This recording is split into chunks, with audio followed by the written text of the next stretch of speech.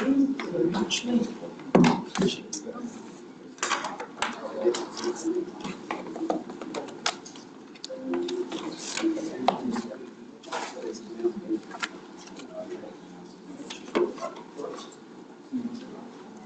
we're all set. We'll just share the I'm just waiting to confirm that we're recording.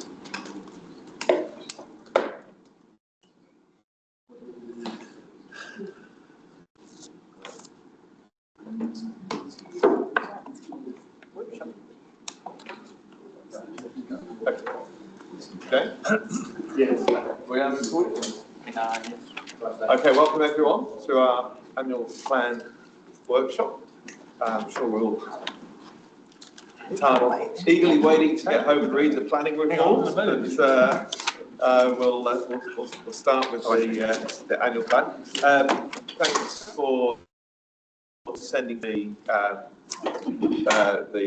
slide deck for this. I appreciate it.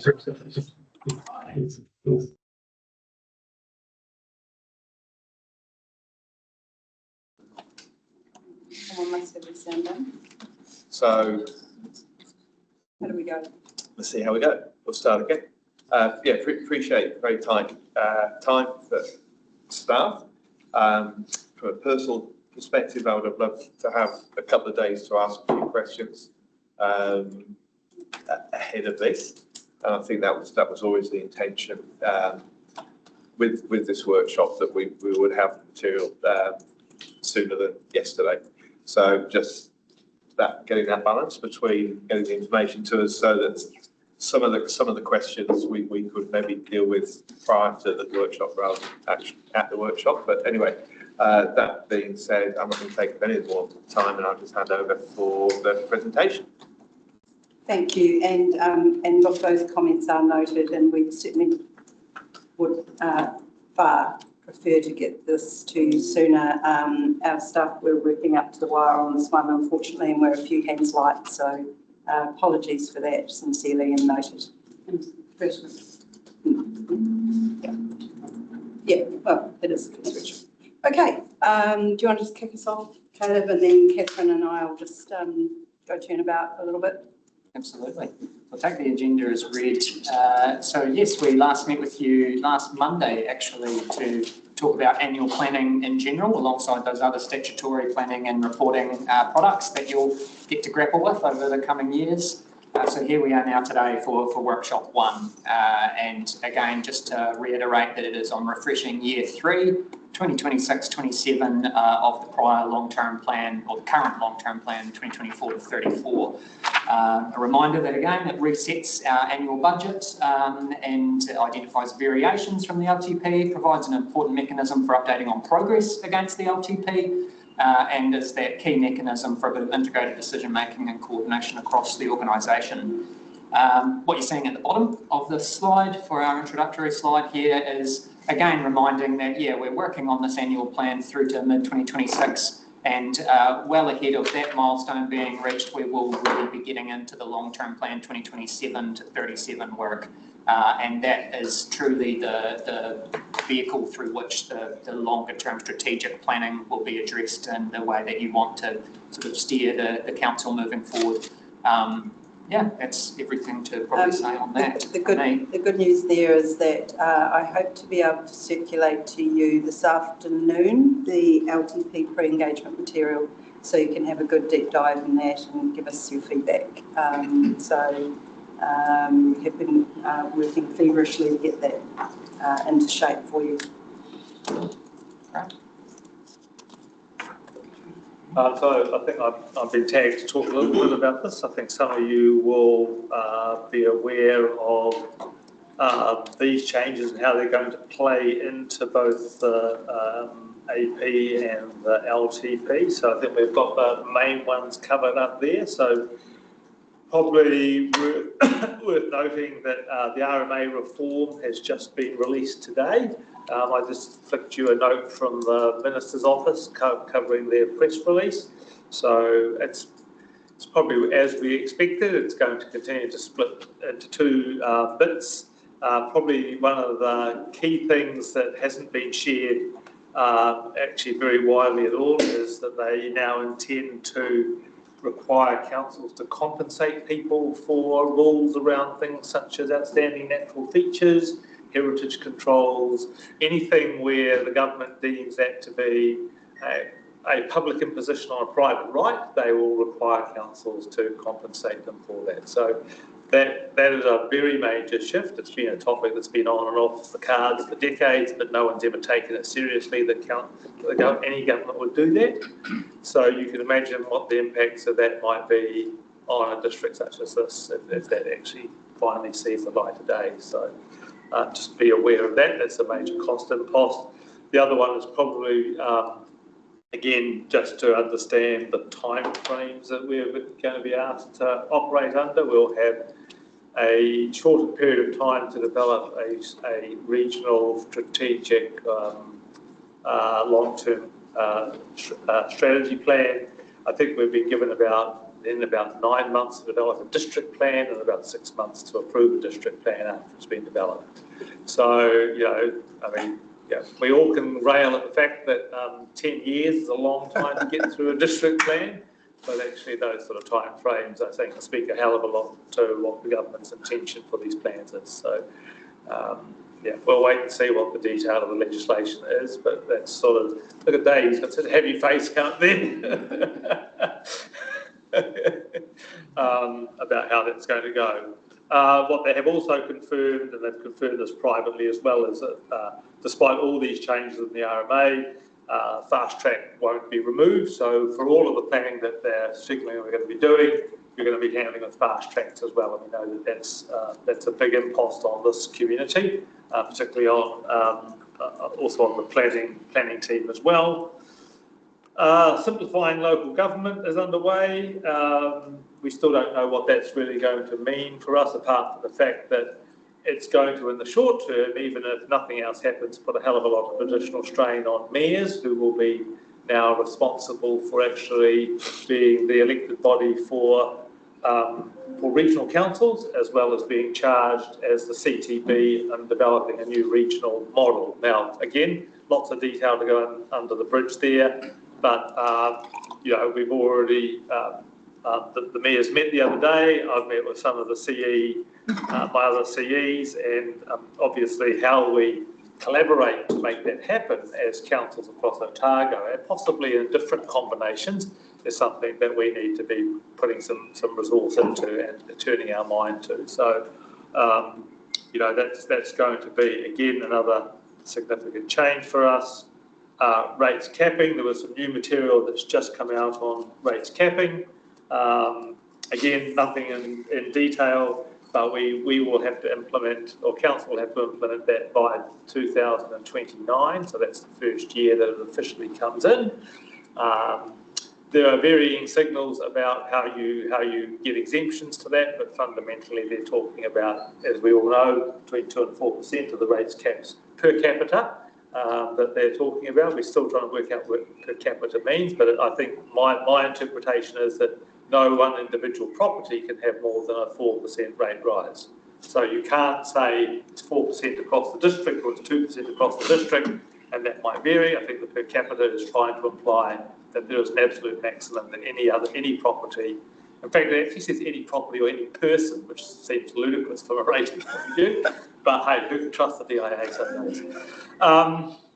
What else is happening in the rates capping world? Obviously, as we enter the next LTP, that's going to start to play into your thinking about how the LTP looks.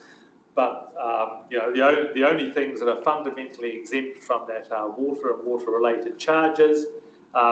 They keep signalling there will be some accommodation for growth, but we don't know what that looks like yet. But hopefully, we'll be a beneficiary of that.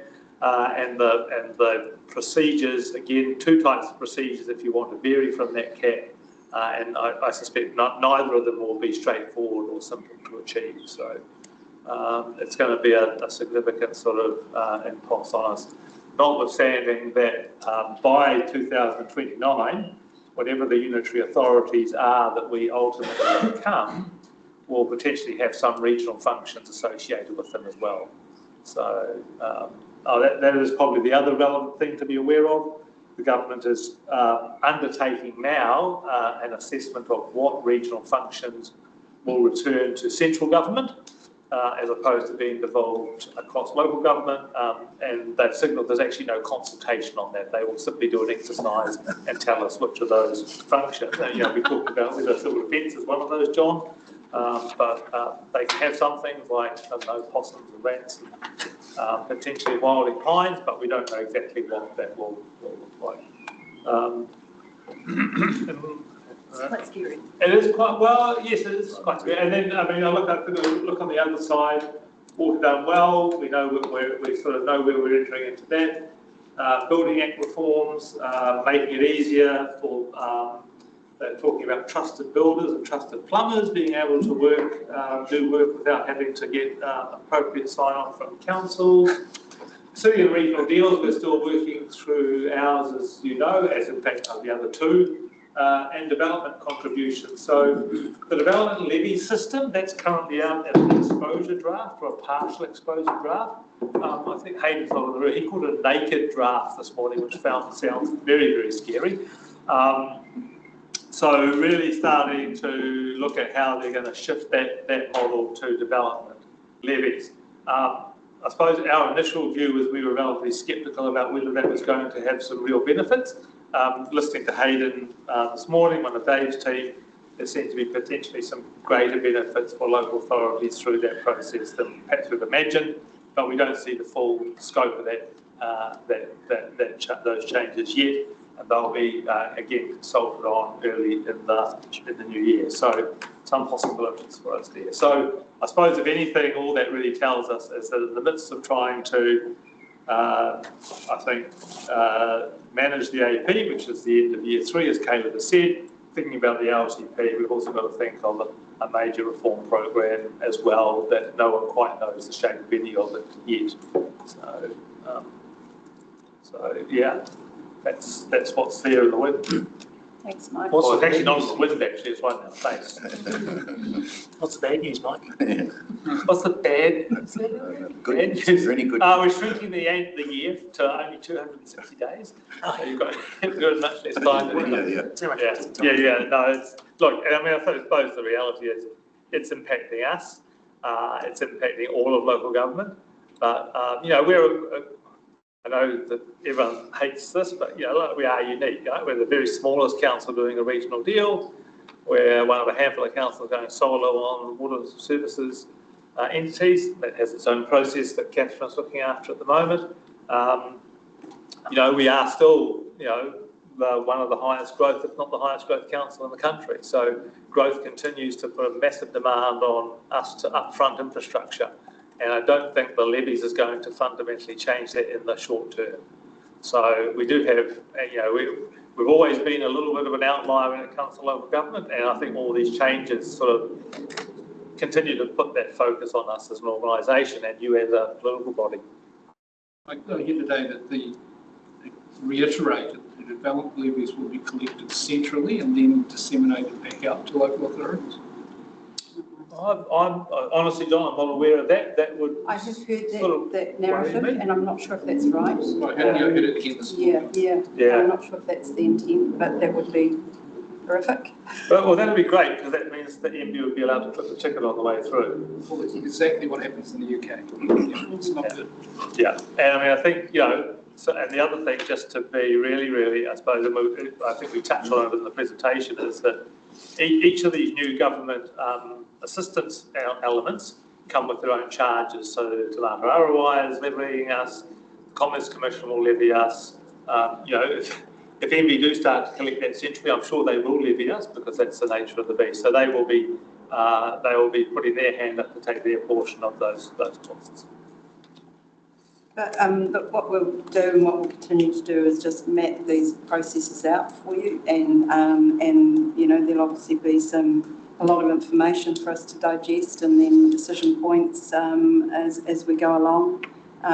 There's a lot of unpacking of this. I mean, 2 to 4%. What does that even mean when 4% in Kingston is completely different to 4% in Arrowtown or the Upper Clutha? So there's a lot to unpack there. But today, as best we can, we'll step you through the AP process, which might sort of prove to be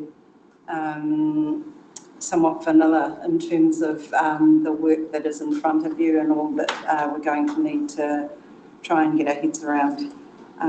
So if you're comfortable, any more questions of Mike on reforms or any more questions in general on that? Yeah, well, I think we're all feeling it, and I know our staff are feeling pretty spun around right now and wanting to understand, you know, the implications of all of this. But we've just got headwinds coming. So if we move to the timeline. Yeah. So just a reminder, we may have touched on this in our induction to a degree last week, but in terms of where we are, we're sitting in December at Workshop 1. We go and meet with your Wanaka Upper Clutha colleagues. So those of you also on that, you may have a similar experience and experience deja vu tomorrow morning. And then stepping through to after the new year, after the summer break, we'll return for a second workshop at the end of January, 29 January to be specific, and we've then allowed time for a third workshop if required, for if there are still developments that need to be discussed with you for 26th of February, where we put that for. Then we move into the sort of full council schedule, which would be the 19th of March full council meeting for adoption of the consultation document and the draft annual plan document that goes out with that to enable community consultation. That sort of is what takes you through those initial steps. What you can see below the line, just to give you that idea again of those two parallel but slightly different processes, is showing what's happening for LTP world over the same sort of 6-month forward view. So what you can see there obviously is that pre-engagement process about to start in the next week or so, and getting that to you, as Megan has said, aiming to do that later on today. And then stepping through our monthly, roughly, workshops with you for the long-term plan from 17 Feb being the first, and going through that with you there. And just to be clear, tomorrow's session with the board is not a workshop, it's an induction. Difference. Catherine. Okay, so in the financial strategy, there's this diagram, most of this information anyway. So we had a plan through the long-term plan to have these significant rate increases at the start. That was to get our basics back to order. So currently in our financial strategy and in the LTP is 11.6% rate increase. It's what we had consulted on, which we'd talked to the community about and said these are the projects that we're going to deliver. And then you can see that in those outer years, kind of in line with where the potential regulatory rates, affordability capping comes in play, we've really dropped right back down because we've built up our new baseline of rates increases. And then we've also got the water reform. So it's kind of brings all that into one picture now. And the other thing that we've got included along the bottom there is what we expected as part of the LTP to be our rating units. So why that's important is that 11.6% is based on that certain number of rating units. So if we increase the rating units, then there's less rates per person or per rating unit to pay. So that's why it's quite an important number. And there's just a little box there to say just over 30% of rates revenue is driven by 3 waters. So that's just an indicator there. Obviously a factor that we need to consider is the reforms, also around the systems improvement bill. That might determine what services we want to provide in the LTP, because we're not going to have that information, that bill, that act, to really work on as part of this annual plan. So it's really an LTP kind of conversation. And the other thing I wanted to note, that rates is really our last resort. So we try to explore all the revenue sources we can. We look for user pays per the revenue and financing policy where it's indicated that we need to get fees and charges. We're trying to maximise those to meet that policy. We're trying to get grants from central government. We're trying to get third-party funding wherever we possibly can. And unfortunately, the last resort is the rates. And per our annual report, that was 45% of our revenue. So that's just the way it is, unfortunately. Question. Yeah. Just on the rating unit projections, how accurate have they been in the past and how accurate can they be going forward? I know it's potentially dartboard type material, but in terms of previous projections and actuals, has it been close? Is it? Well, I've got a slide later on which talks about what actually happened last year. So you could remember that 35,863, remember that number, and we'll come back to that in the later slide. And is that based on subdivisions that have that was coming? Multiple pieces of data. How is it, it's made up of? It's a fundamental combination of building activity and subdivision consents, because obviously the two are both out of our absolute control. But the subdivision capability provides the base load, and then obviously how active the market is ultimately determines what we can project that we're getting. So if land has got a subdivision consent, but it's not being subdivided, is that still taken into account in the unit projections? No, the most dominant one is the actual building consents, because until someone gets a building consent on there, we're not able to then charge those fully funded rates until after that rating year. The other one probably just to note is that it's something that we sort of as a team we were looking at, so we do have that heavy front loading. As Catherine said, that was purposeful. There's always a sort of an opportunity to slide some of those rate rises, to smooth some of that, particularly out of the capital.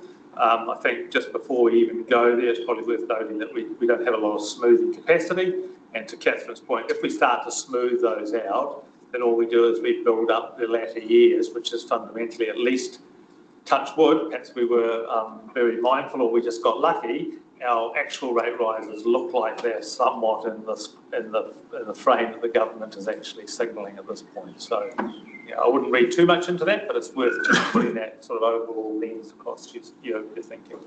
Just a very quick question on the top line, because obviously that's what was in the LTP, but given deferrals and bring forwards and stuff, does it look similar now, or is it? Next slide. Oh, and I have looked at them. And it's a good point you raised. To 2025-26, we did manage to get the rate increase down to that same number. So it was much higher before we started the process. Lots of cost increases. So that's not kind of what I meant. I mean, for each year, given the capital programs that we've deferred and some that have been brought forward, would those percentages still look the same given our reforecasts? There's minimal change. Minimal change, right? Yeah. We need a lot of capital change to impact. You've got two elements. One is what you're not doing, and one is what you've brought forward from previous years. So they do tend to wash each other out a little bit. So sorry, Catherine, are you saying that 13.5% that was projected, but it was actually less? No, it was projected in the LTP. Right. When we actually struck the rates, it was bang on 13.5%. Right. So we have done this exercise last year. Yeah, right. Very similar exercise, because you can imagine the LTP, this number in particular, the 26-27, is now 3 years old. The data. So each year we refresh it. Yep. And doing it in a way that we haven't been able to see when we set the LTP. So when we started last year, in year 2 of the LTP in an annual plan round, it was sitting at over 20, I think, %. Right. And we managed to get it down to 13.5. Right. But, we'll talk about ways that which the levers are going to pull there, but they're not, it's cutting the cloth very fine. Thank you. So where we've got to with the annual plan so far for next year is that we had started our first draft at 19.4% rate increase, which is 216.8 million.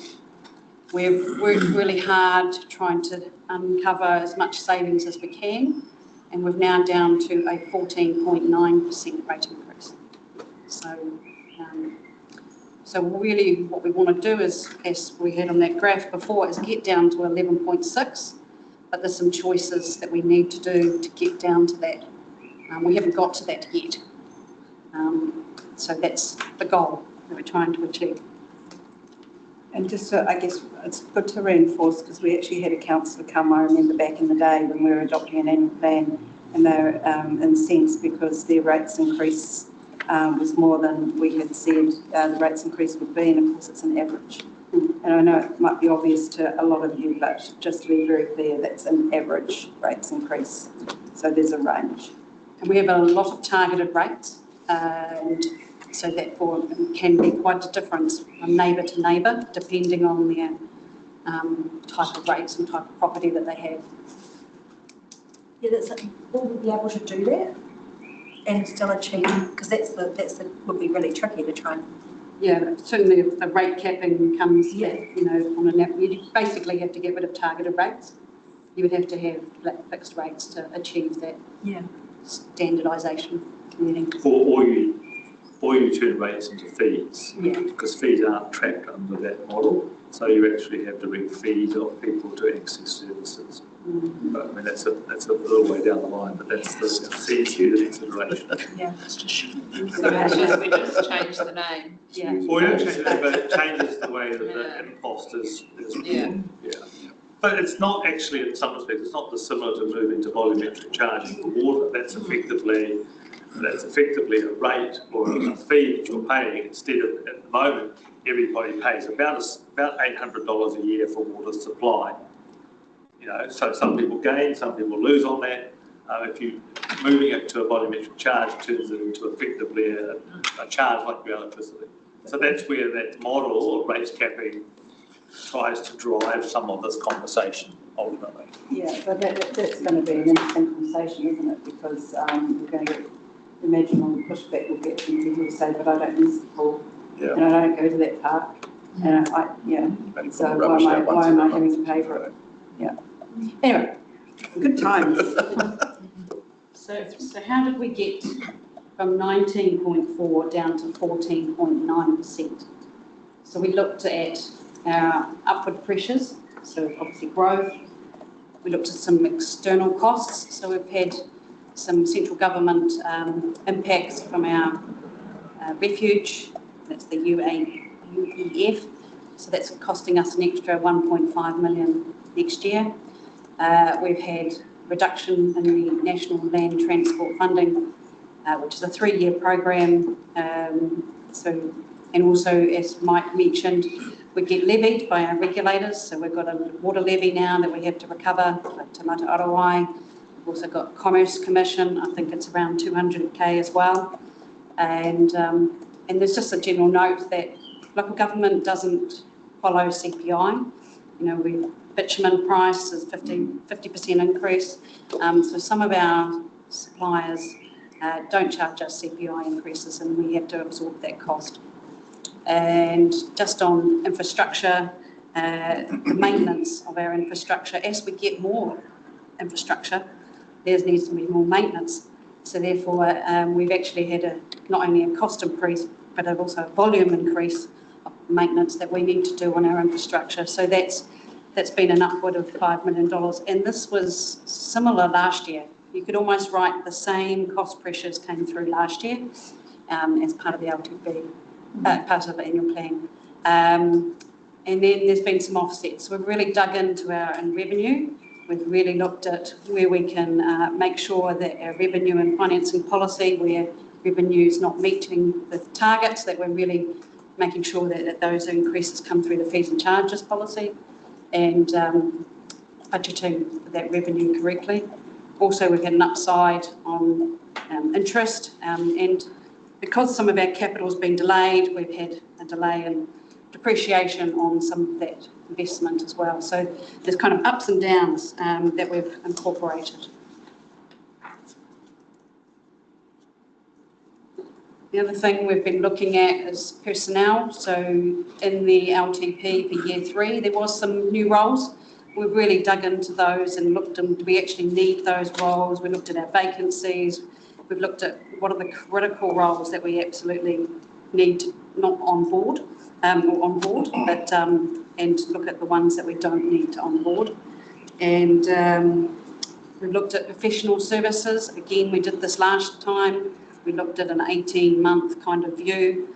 Are we spending it this year? Do we need it next year? And so it's the same process that we did last year. And yeah, just look for extra revenue. Can I ask a question on that? So, and it's the same question I always ask, but we have all these uncosted policies that come to us, and ones that come to mind, no judgment on them at all, because I love the climate biodiversity plan, but climate biodiversity plan, diversification plan, lots of actions, and yet they're not costed.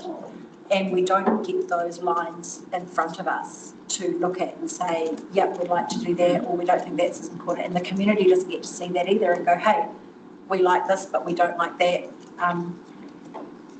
That has an impact on personnel costs, because if some of those programs are purely operational, and if we don't want to do those action lines in a year and say maybe we want to do them the year after or the year after that, we could help you by looking at the strategy and going, those actions don't need to be done. That can then help you to reduce costs further. Not that I'm advocating for it, but I think we should have the option. I think we should have the information in front of us, and the community should too, so that we can look at that and prioritise and decide if we want to spend the money or not. And some of those certainly go back to, say, levels of service or activity in the LTP, where we've indicated that that's a service that we provide. So, yeah. At a very high level, though. Yeah, but there is no line in there, and again, they're not costed. So either, to me, at this level, either we have to start saying to staff, when you bring us policies, you need to cost the actions, or the actions get costed at LTP and annual plan time, and then we get to make a call on it. But it can't be both. It can't be no costings anywhere for us to see, because they're expensive from a staff perspective. Well, and then when you have staff, you've got to provide a seat and a computer and floor space, and so it all adds up. Well, I mean, some of that obviously does have a staff component, but, you know, many of the actions are not necessarily staff related. And, you know, when we do those strategies, we do try and identify the buckets of the type of costs that are being envisaged for those things. But you're right. I mean, councils can have big appetites for big strategies, which they sometimes don't understand the cost implications of. But at some point we need to see those. So I guess what I'm saying is, why aren't we seeing them? Because the staff must have the budget lines. If they don't, I'd be concerned if the ELT hasn't, and the managers haven't seen those costings. So when do we get to see them? And when does the community get to see them? So as part of the LTP, you'll have activity-focused sessions, so you'll be able to look at where the plan is to do that, so that you'll be able to look at each of those activities and go, what is the activity that you want to be undertaken? As in actions within each area. So it's broken down as I think we should be the ones who get to sort of decide, because if those lines exist, which they should, because otherwise we've got issues with delegations and various things as well. So, you know. No, a lot of them wouldn't have, but I mean, you know, effectively, you know, we will have bundles of cost associated with, say, biodiversity and a variety of programs associated with those. Yes, it is ultimately council's decision to say, yeah, we don't want to invest in that part of that much into that. And just in the same way, council could say we don't want to invest so much into library services or sports fields or something like that. So there's always those options, and they will always have a mixture of OPEX costs, which include personnel, but other costs associated with that as well. I guess Nikki's trying to work out is we're going to have to make some really, really difficult decisions, and along with our community, and how we see the information. So now I went through the long-term plan yesterday, all the 400 pages of the annual plan from last year. Now, if I had to see, where would I see the cost of our Freedom Camping ambassadors, which I know is about $1/3 I can't see that anywhere. So how do we get that information? Yeah, because it's not, there's just community services operating costs, so there's no detail of that anywhere. So that is, but I mean, if we're going to have to work out what are the things that we do and don't do, and we have to take those questions to our community. I mean, we're not going to resolve that now, but I think, you know, there will, some of those budgets have been drawn up and been put into the operating costs. And it's just at this stage to flag up that we probably need some of that. We are envisaging that, to be fair, as an LTP process. So I mean, you know, and look, I'm not trying to tell anyone how to suck eggs, but it begins with a decision, and then we wrap around whatever we need to do to deliver that decision. And if we're going to revisit some of those decisions, and that means unwinding some of the level of service, unwinding some of the personnel, that's a far more detailed piece of work that we're envisaging you'll want to do with us through the LTP. Because if we're going to... You said it's more than you did to the LTP. LTP, we would do that. That's what I'm saying. Yes, So the question for some of us, I think, there is not about going back to what's been done previously as much as saying, well, in particular, going forward, when a new strategy is developed, actually understanding what the implications of that are for our communities, our businesses, and us, in particular going forward, because we're going to be so constrained on what we can do. Yeah. We, as the council, need to know that. The feeling is that in the past, that we've signed up for the organisation, the council has signed up for strategies which don't have expenditure in them, and then we see significant money being spent.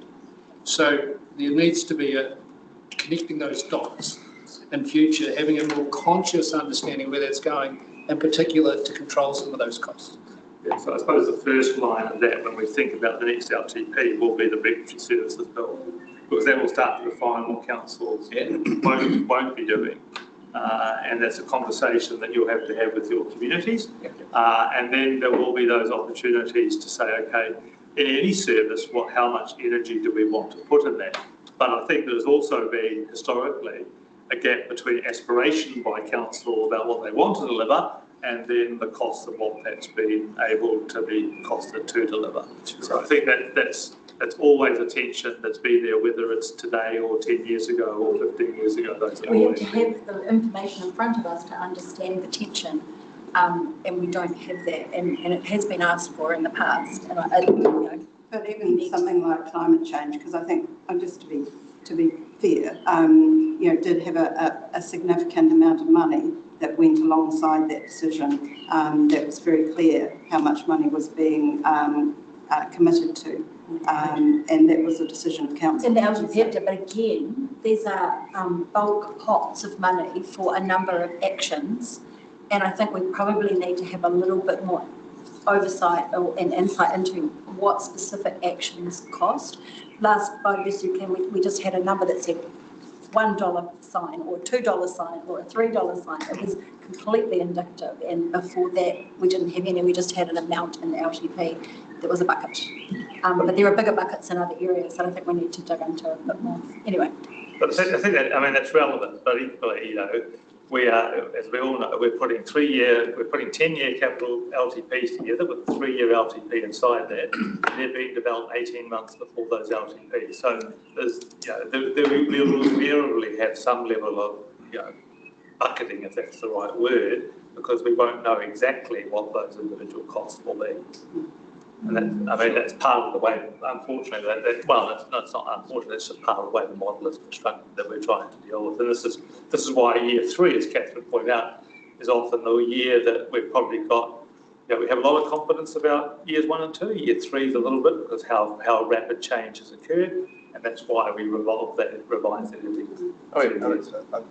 I mean, it's going to be a long discussion, but, you know, I mean, in the absence of figures, how do we benchmark? You know, what do we spend on comms as you know, as our rates compared to other councils, you know, because those will be the thing. I mean, what does it cost to produce scuttlebutt every year? I have no idea. It could be not much, it could be a lot, but I have no idea.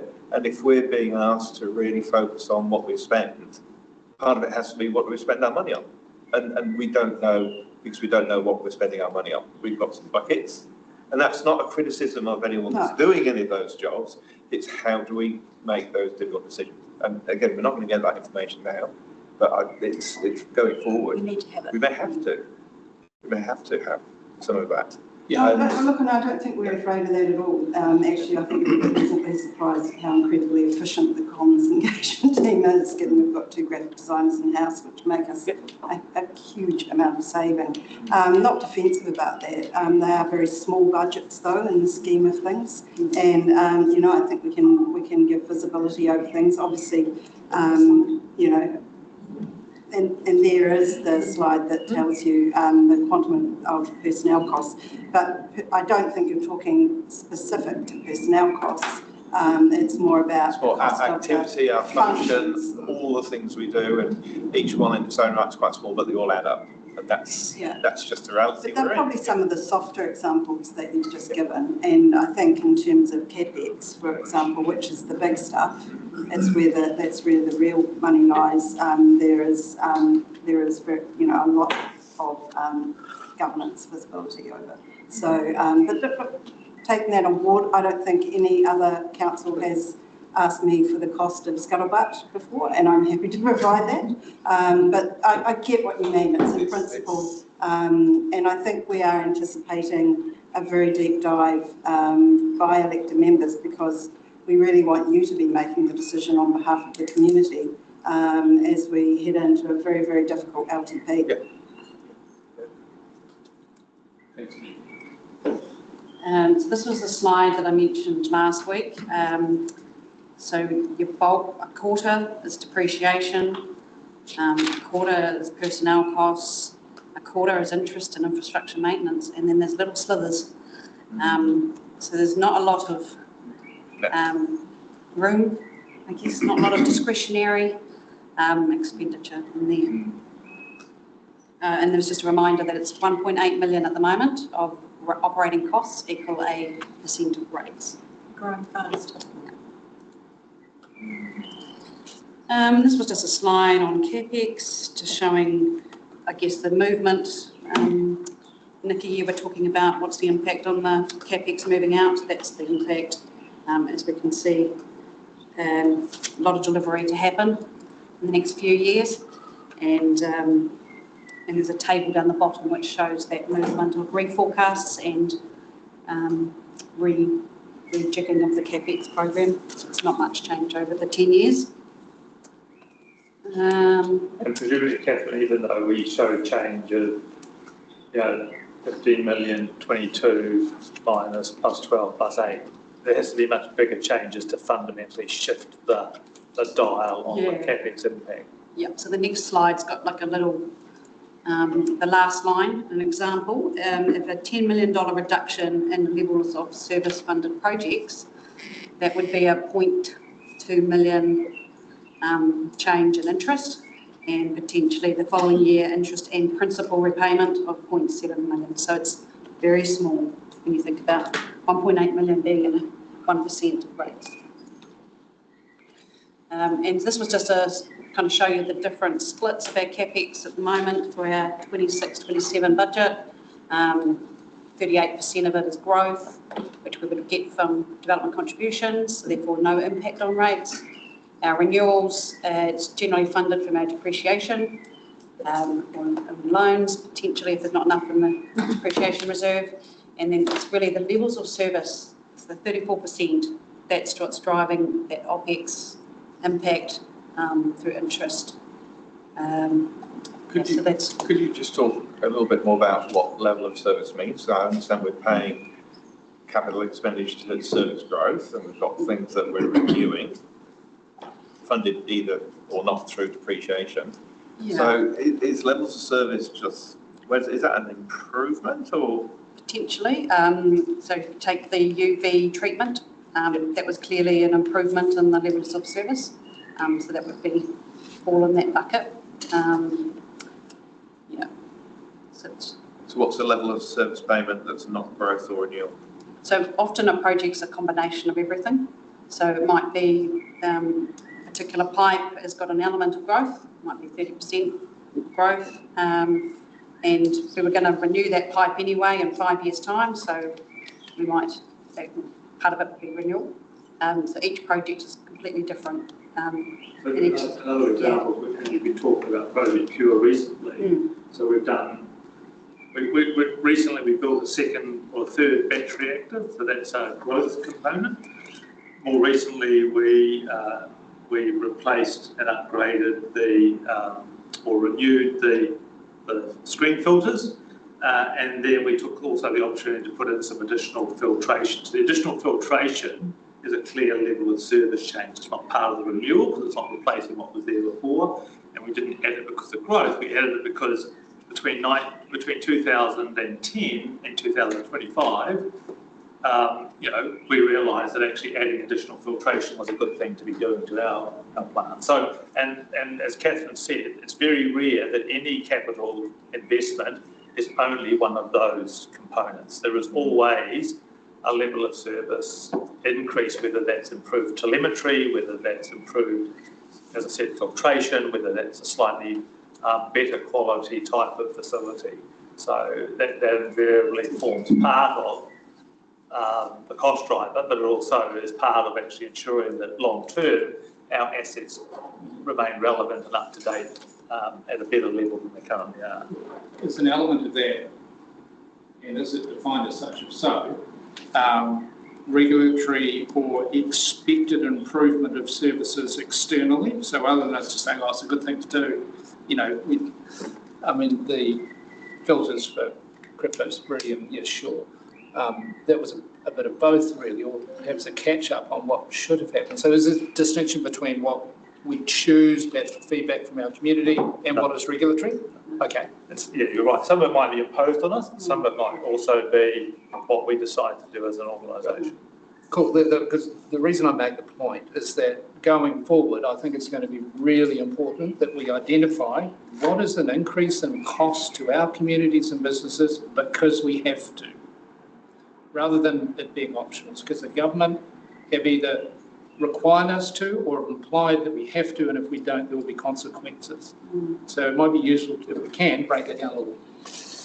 Yeah. We do quite often talk about compliance and mandatory expenditure and so on. Yeah, we do try and tell that story. I think that's getting even tighter now, so I think it's a story we have to I think you're absolutely right. Yeah. It will be really important to make that very clear, what stays in and why. When we're looking at those dashboards that we're building, if we can look at, what is growth, what is renewal, what is level of service, and even a note to explain what the level of service component is. Last LTP we actually did we differentiated and prioritised, from what was mandatory through to what was not, and we'll be doing that but in a much more detailed way, I can only imagine, for this next LTP. Yeah, and sorry Mike, we fund levels of service capex from loans because we want to spread out that cost. Because they're intergenerational. Intergenerational, that's the philosophy behind that. Right. And just a note, there's actually about just over 500 capital projects, so it's quite a long list. So I'll just ask one more question on the level of service, because I'm still a bit confused. So looking at the last long-term plan in the 26-27 community services, it's got capex of whatever it is, nearly 15 million to improve the level of service. So is this new things? So in a community services sort of, it's not a replacement, it's not a renewal, it's not a. So it's an improvement. It might be like lights or something like that. It's how we might, in the course of, say an example of renewal, how we might actually improve. So a good example of would be when we rebuilt the number 1 and number 2 pitches at QEC. We not only replaced what was there, but we put in a higher quality turf, we put in better drainage, we put in new lighting. So that would have been a mixture, and most projects are a mixture of renewal and level of service change. And that would have been something that council would have agreed to, that said, actually, we do want to have, I mean, we just had this in Wanaka, we do want to have new, improved lighting at the Wanaka MP ground. So we've done a lot of work to work with that. So it'll be a mixture of a number of drivers. And obviously, when we are doing renewals, that's the most cost-effective time to do level of service change as well, because otherwise you're coming back and doing a discrete project. So, yeah. I remember hearing once at a YEM conference about communication, and basically the notes that I wrote down, I was like, you can either speak with your head or speak with your heart. And the head loves data analysis, sort of comparison and numbers and that kind of thing. But the heart loves a story, whether it's, calls to school or getting people the help that they need, whatever. I guess part of bringing that up is the point of levels of service. A lot of this is very data driven, and just what I see commented around the table is putting in little stories to really communicate what that means. And I guess having as we're sharing now, but I guess in the same respect to better translate this for the community, so that we can grow that understanding, just have those small stories of where and why that is to add into it. And I'm not being on community service, but if we've got 14 million to meet additional demand, and then we've got another 10 to replace existing assets, and another nearly 15 to improve level of service. I just, without any more detail, and there is no more detail, I would struggle to lead the community on a conversation about what's important and urgent. That's, and I know a lot of that has been from previous decisions, but I'm not sure where we'll be able to do that stock take of what are the activities that are based into that support those numbers. So I mean that story will be there. It'll be in either one of the community service strategies or the community services plans. It might not be in those tables, but I think that's actually a really good example, because actually, and I don't know the exact details, Simon might know, but when we're part of actually where we do a level of service change is actually to sweat the asset, so that instead of building a brand new park, good example, putting an AstroTurf is both a renewal of a park, but it's a level of service change, which enables us to defer the development of a brand new park for 5 to 10 to 15 years. Simon's nodding. Do I get the example right? As an example? Almost. But then that's existing ratepayers then paying to up the level of service to cater for the growth in the interim. So then growth isn't paying for growth. Yeah, probably one of the easiest things to say is most of the investment that we put across the community services, essentially a lot is catch up for what is paid for growth, but just providing the base level of service that we should be offering to our community. Great example of use community reports is a good example. The baseline is 1 port per 7,600 residents. We calculate that across how many ports we across the district, we break it out geographically, you realise that we have a shortage here of full-time accessible ports available for local public use. How is that translated? Our community are capping the number of people that are able to place port, because we haven't got facilities offered. So we're trying to get to that sort of a baseline that the community is happy with, that we can afford. Reality is we'll never probably ever get to that baseline of 1 port to 7,600. But ultimately, that's a decision council needs to make about where the happy they want to sit. And I think that speaks to the other aspect of the DC policy, which is not often talked about, and that is you cannot charge growth to overcome backlog. So if you're deficient in your service because you've made decisions in the past to defer or not to invest, you cannot charge that as a growth component of the DC, because you cannot charge that part of the community for something you failed to provide yourself. Does development levies have any differing in that perspective? Well, you were a bit late, Cody, and no, not sorry, so don't mean it like that. But Cody. Yeah, that's right, bad boy. We can swap jobs. But we're starting to see some of the under the exposure draft. We're trying to dig in to see whether that will deliver stuff. Some of the comment we heard from Hayden this morning as staff was that he thought it might answer some historic problems with the model. but we don't know yet because we've only got this sort of partial exposure draft. But hopefully it might make things, but I don't think it's going to change that fundamental set of relationships. No. This is, I think this is a really good conversation because this is going to be a very, very difficult piece of your work going forward, because ultimately what Simon's talking about is just a bog standard level of service. Every 15-year-old who is massively into netball should be able to get access to a court. But actually, is that a priority when we're dealing with rates capping? And this is going to be a very, very tough conversation. So over the years, and Simon put it lightly, but really the community services have been the poor cousin, and unfortunately have suffered. But those have been political decisions based on things like compliance, when we've had very little change down the back of the couch. So some of these things, these social things, you can be sure that if we cut back on some of those things that have been promised to the community, that you will hear from them, and there's no doubt about that. So, but I think, to be fair, John, I think you might have perhaps found those figures in the AP potentially, or the LTP. I don't think it'll be a problem. Simon would be very happy to sit down with you and step you through, or any councillor for that matter, what all of those decisions were that came in at that level of investment. But will we, as part of this AP process, get to go through the community services budget and go, we are approving 15 million of levels of service capex? That's what was approved through the LTP process and consulted on through the LTP process, and so I'm sure Simon's happy to step you through that. I'm just trying to understand going forward.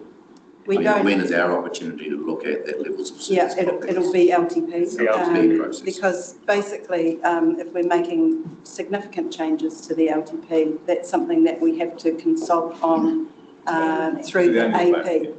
And that's not what we're proposing here. We're proposing to find ways to get the rates level down to what we and this council agreed to through the LTP process. Which is fundamentally, sorry, Stephen, I know this is terrible history, but that's exactly why when the model was developed by government, the LTP was always in the second year of a council, so that basically in some respects in the first year you inherited what the previous council had done and allowed the new council to work out where it wanted to be going forward, and then it set the LTP in the middle year.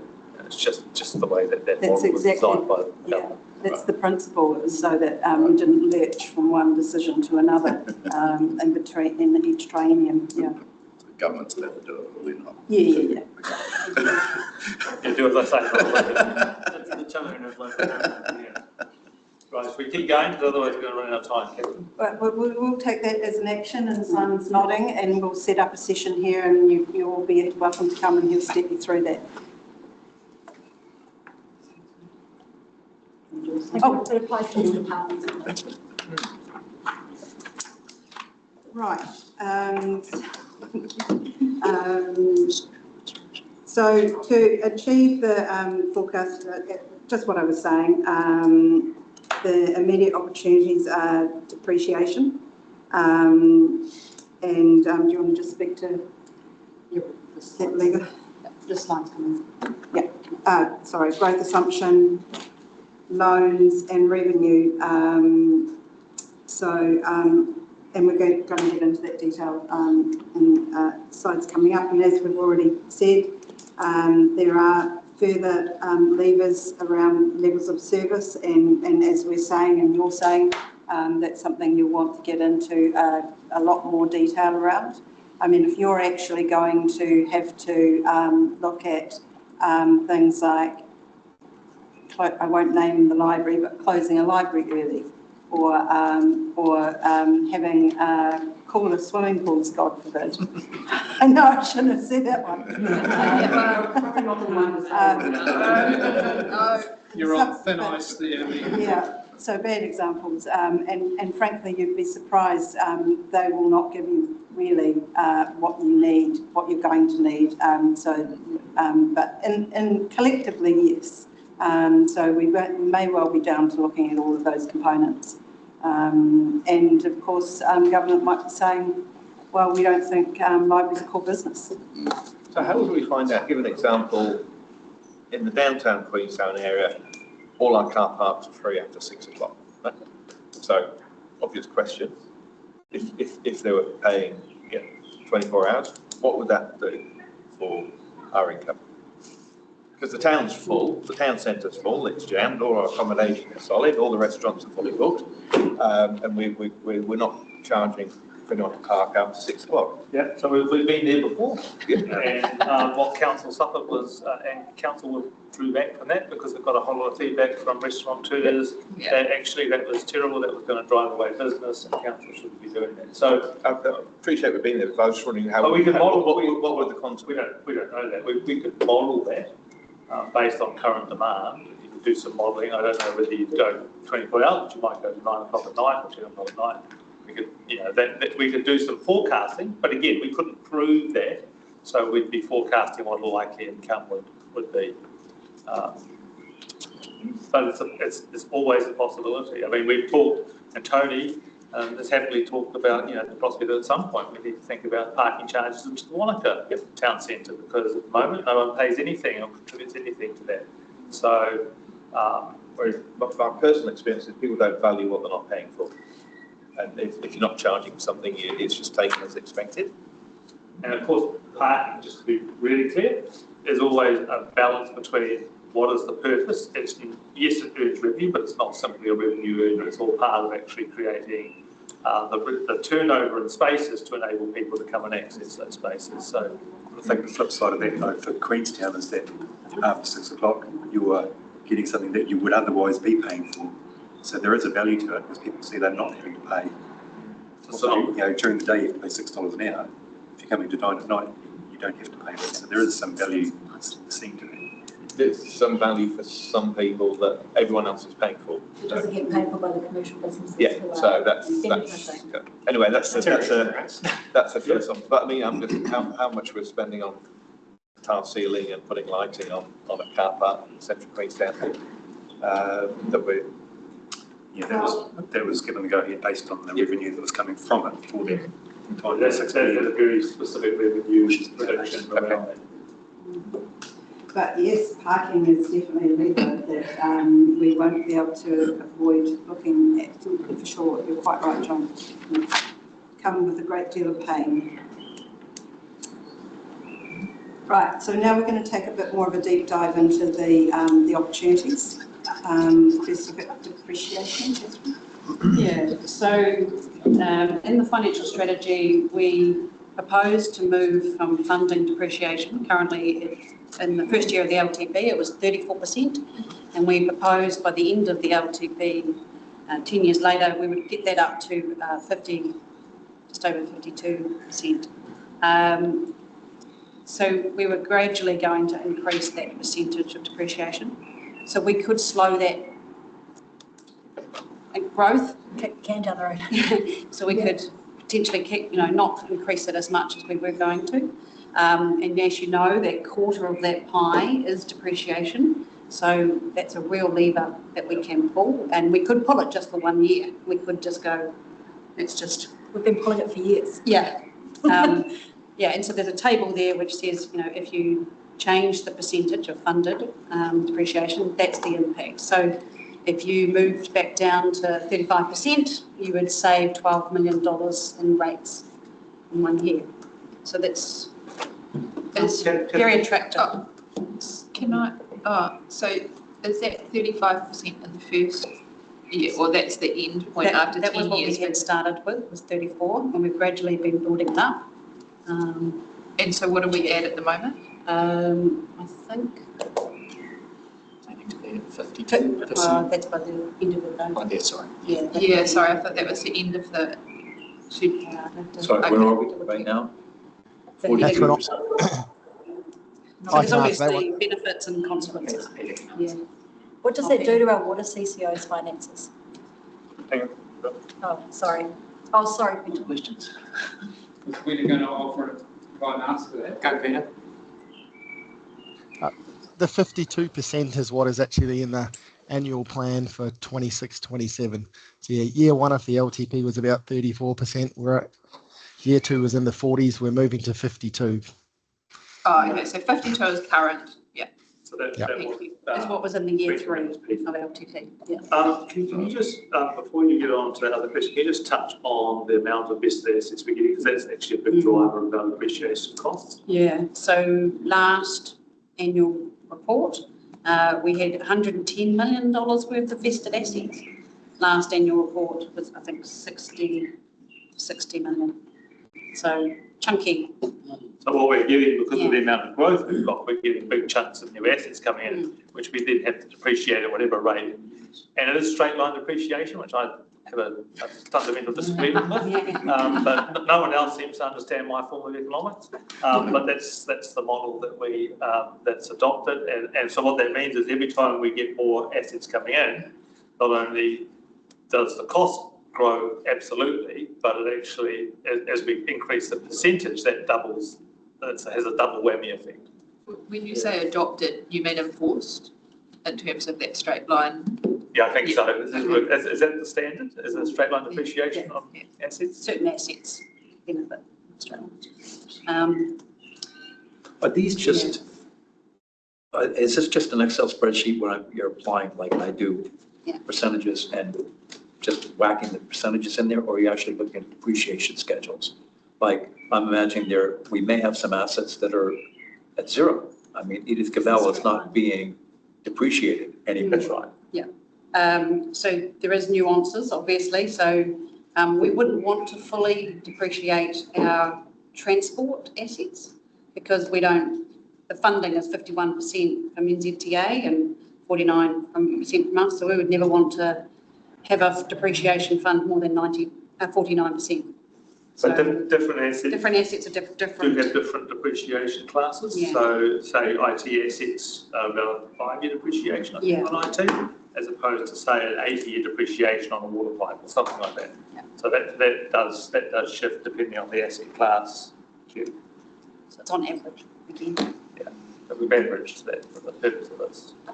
Do we have any information about what is a average depreciation that councils across the country apply? I think it varies quite widely.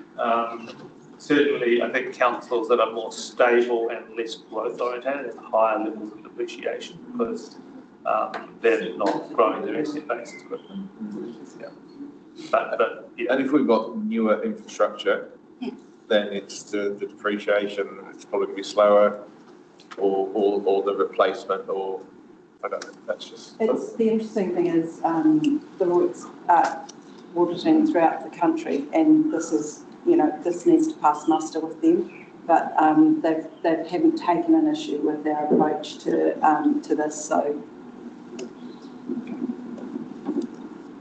What do you mean with the, have you run this?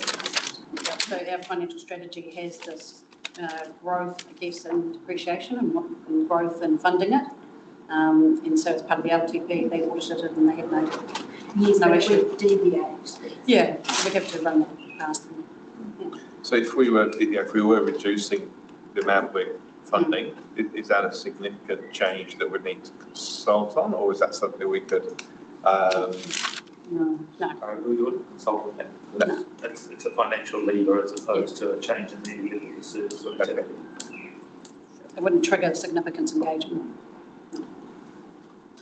So that's one option. Okay. Sorry, this is my thoughts while I have bathroom break. So this is one option, obviously, to reduce rates or bring it down to what it needs to be.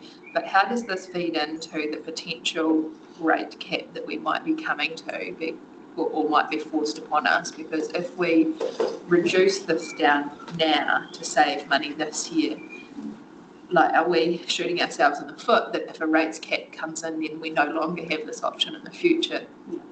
Okay, all right. It's a choice.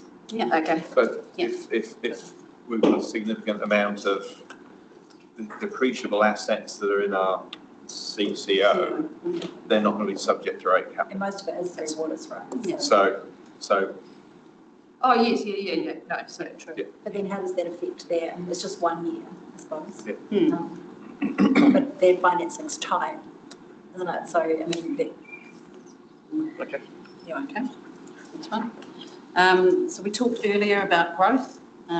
So we have experienced, we did the annual report, we did observe a 4.4% growth instead of the assumed 3.5% growth.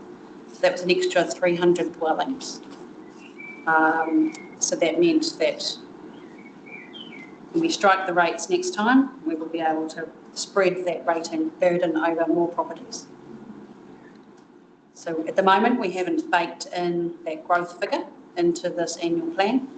So we could do that. We could make a forecast that is a little bit more ambitious and say that we're going to have more growth than 3.5%. Those rates are at $3,000. Some? No. yeah.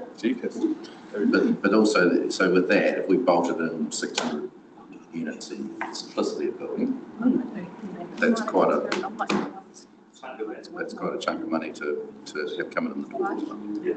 But I suppose at the end of the day, we're having to make, again, an educated assessment of what is the rate of delivery of those units. Yeah. So what's our, if we compare our assumed growth at 3.5%, and I think one thing we've heard at a lot of our briefings and inductions has been that growth has far outstripped any of our projections. Yeah. So the question then is 4.4% the figure that we should be using, or should it actually be 5%? Well, that would be staff's recommendation, I think, because that we do have that baked in. We do know that that was the actual growth last year. So I think one of the issues is growth. So this is distinguish between growth in population and growth in dwellings. Yeah, rating units, yeah. So it's all about rating units. But I think if we look at what the building consenting figures have shown just over the last 3 months, that's well verbalised by Benji, in some of his analysis, that you have to question what is. But there is, John, there's such a long lag time between fast tracking applications and actually building consents. It's such a long process. And you've got to factor in things like hardware as well, no more connections for a bit. I mean, that might be a small thing in the big picture, but. So this is really low risk because it's actual growth. But we are working on, Catherine's leading a group of staff who are working on our modelling, our growth modelling, for exactly the reasons that, we can really rely on a higher percentage assumption, which would be subject to audit, but then, that does ease the burden. So that $900,000 though, it equates to 0.5%. Yeah. So I think as a principle, we want to try and be realistic, and we'll always be slightly conservative, because if you overestimate and you don't get that growth, then actually you're having to recover those rates in some way from a smaller base than you anticipate. And if you're even considering limiting connections, you don't want to overestimate the growth. Choice. Third opportunity is around loans. So at the moment, we have different loans and they're in different terms of repayment. So we could slow down the repayment. We could spread the term of the loan over a longer period of time. So there's an example down the bottom there. We're currently proposing to repay weather tightness loan that we took out. We proposed to do 8 million via rates this year and 4 million via the QAC dividend. So we could not do that. We could not repay it for a year, and hopefully we get some upside through our court process. So there's opportunities there, two sort of opportunities, one around extending the loans, repaying them over a longer period of time. But the longest we can extend right now is 13 years, right?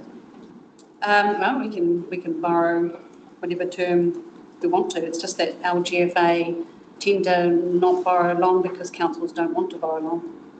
So we could, but that's more of a, the actual financing, but this is like a book entry. Like, how long are we going to repay back these loans? It could be just on paper rather than actually And do we transactions. treat these either actually or in theory with sinking funds so that they're being retired as we go forward, just like we depreciate our assets? Yeah. Do we do? Yeah, so each of the loans, each of the assets which we've borrowed for has a different term depending on the age of the asset. But so like I used that weather tightness one, it was a much shorter time frame. Defeasing the principal payment. Sorry? Defeasing the principal payment. Principal payment, yeah. So for example, the weather tightness, we said that it was a large amount of money and that was spread over 10 years. So that's the repayment per year, $12 million. Okay, got it. Yeah, that we were proposing to pay Over back. 10 years. Yeah, so each year It's would not be. a lot, is it, for something that this chunk of ratepayers doesn't, yeah. So you're saying, so we're saying we could defer that? We could defer that for That would make some Yeah. So I suppose that the broad principle is we can continue to restructure our debt profiles, staying within all our criteria, to basically rearrange some of the rates at which we pay some of our debt back. Yeah, if you want us to, so for example, you want to say, want you to find $3 million in loans, we want you to find $3 million in depreciation, we want you to find the 900K in growth. You could pick and mix any of these options that you wanted us to further investigate. So we're just saying these are options, these are ideas that we still haven't worked on yet. So we could do that over the break and come back to you in that workshop at the end of January with what the impact could be, some options. Did you say what the QLDC dividend amount of 12.7 million was? What does that relate to? So that's our expected cash dividend. And as I says in that weather tight example, only 4 million of it would be used to repay that loan. Right. And we would Does it use not it say for other that things. 12.7 million is part of the 45 million loan repayments? Okay, right. Yeah. Yeah. In fairness, principle, that loan seems like a very short term. Yeah. Yeah. The dividend, like QLDC dividend, or is it different? Yes. I suppose that one of the reasons, Nikki, for the short term is because it relates to past activity, not to, it's not a loan, it's like a growth-based loan. So a growth-based loan would be spread over future ratepayers. The weather tightness loan was really, in some respects, looking at the existing ratepayer base, keeping that as narrow as possible. But that had nothing to do with the ratepayers. There was no, benefit, no, in terms of. So there's no future benefit to future. No, but there's also no current. No, but someone has to pay it. I know, but in fairness, the more people you spread it over, I mean, it depends how much the loan grows. Yeah, interest cost over time, but yeah. Okay. And then the fourth thing that we're looking into at the moment is what we did last year, which is the development contribution policy. We have an ability under the Act to basically inflate it, all the values in the policy. We don't need to consult on it. We can just add that inflation in. So we expect that you want us to do that again. And so that would potentially, if based on the index is actually from the Department of Stats. So once that stats figure comes out, we'll be able to get the latest figure. But last year, 2% on that index was $500,000. So because those figures are already inflated in the LGP, right? And we're allowed to put this on top. Yeah. Okay. Yeah. Question. So I think that's on you, Quentin. You're on mute, Quentin. Yeah, thank you. I mean, it won't be any surprise that I'll be keen to see whatever additional weighting we can put on development contributions put there. So yes, support that. But I mean, I in the LPP last year, I sort of still remain unsatisfied that our DC take is remaining relatively flat during the 10-year period and trying to see some real growth in the revenue generated from that, at least relatively speaking to other revenue streams. So I just wanted to flag that. Yeah. Understood, Quentin. Okay, so that's the opportunities. Yes. So this is a quick overview of the work we have done so far on proposed changes to fees and charges, and just a reminder going into it that our proposals each year around fees and charges are based on a commitment to annually making small incremental adjustments to those pricing points aligned with inflationary measures to avoid the need for larger, sharper, less frequent adjustments. Yeah, second point there, just to note so that we all understand, is that any adjustment to fees and charges does trigger mandatory consultation. What the team has based those inflationary measures on this year for guiding the proposed adjustments has got slightly more nuanced, which is a good piece of progress. The Business and Economic Research Limited Bureau released more nuanced, CPI adjustment figures across different categories, which have been applied across the proposed adjustments. You have that as the other attachment that was shared with you for this meeting. That's the full schedule of proposed fee adjustments. There's 30 pages in there, so I do appreciate it's a bit of a time. And yeah, a couple of quick exceptions to call out is that we haven't proposed adjustments in a couple of areas that you can see listed on the slide there, and a slightly different approach being taken in a couple of areas as well, but in general using that CPI guide. Is there a policy position on why the cost of living is increasing but the cost of dying is frozen? Yes, we could go to the team to get you a good answer to that. Because I would imagine the costs of those services are increasing. So, I mean, it's perhaps a difficult topic to talk about. However, reality bites. So. Yep. We definitely could go back and look at those areas that we haven't proposed. Do we have? Yes, through the annual planning period that we looked at last year, we were looking at developing the central handbook, and part of that was reducing pricing associated with it. So that, I believe, is underway at the moment, and so we should be having something come back reasonably soon around that back to council. So it will show very clearly where the sort of pathways that we're doing in the deep industry. So there'd be a reduction in costs? There potentially, I won't say either way. No. I'll get more detail, but yeah, we will certainly come back to council on that. Thank you very much. Is that some trade waste? Sorry? Yeah. Because that's... Trade waste are very, very high. We've had it benchmarked, it's very high across. So that's why it's not going up, because it's quite high already. Do we flag that in the document, that it is already high? Okay, thanks. Yeah, it's a deterrent. I think Quentin was on the Quentin?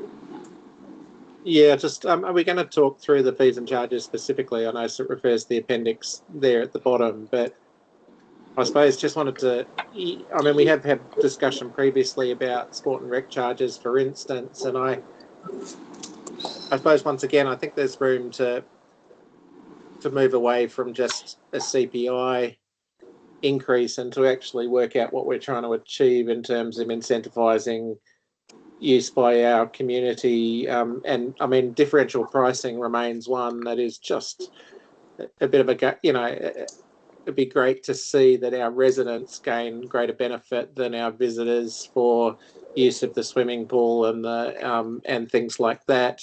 Well, at least don't bear as much of an increase, as well as some of the things like the hydro slide is incredibly cheap entertainment for kids at the moment. Not that I'm promoting an increase, but it could easily wear a slightly higher increase than some of the other components of kids swimming or whatever. So yeah, I just think there's a little bit more thinking that could be done there around how we actually use those to incentivize the sort of use we want and the benefits that we to the people, the right people. I think Mike put it before, fees and charges could be the kind of the new way of garnering income. And yes, I think you're going to want to have a very hard look at everything. in that space and pull as many levers as possible. But just bearing in mind, if you decrease the fees and charge, that then pushes it back onto rates. So we don't want that reversal. I wasn't talking about decreasing, I'm talking about lumping the increases.